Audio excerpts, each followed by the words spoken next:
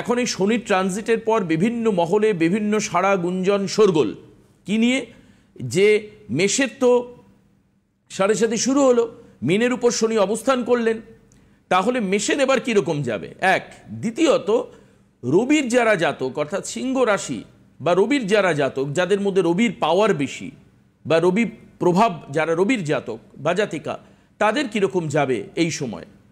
কারণ তার উপরে তদুপরি আরেকটা বিষয়, যেটা কিন্তু মঙ্গলের বছর, আর মঙ্গল হচ্ছে ফায়ারি প্ল্যানেট, আপনারা জানেন ইট ইজ রেড প্ল্যানেট। এর অনেক সুফল আছে মঙ্গলের। অন্ততপক্ষে আমার সঙ্গে বসে থাকা শ্রীদেব কখনোই মঙ্গলের কুপ্রভাব বলেননি। কিছু ওয়ার্ল্ড ওয়াইড সিনারিও বলেছেন, ইকোনমিক ল্যাপস, কিছু আরও নানান জিনিস, কিন্তু মঙ্গল মানুষকে ঊর্জা দেয়, মঙ্গল মানুষকে সাফল্য দেয়, সেটাও কিন্তু শ্রীদেব বলেছেন।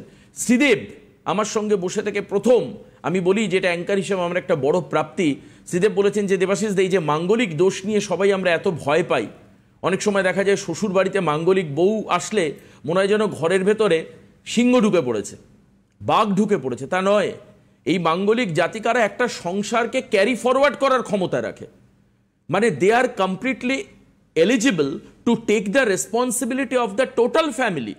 পুরো পরিবারের দায়িত্ব নেওয়ার তাদের ক্ষমতা থাকে, তারা চাকরি করতে পারে, জীবনে শাইন করতে পারে।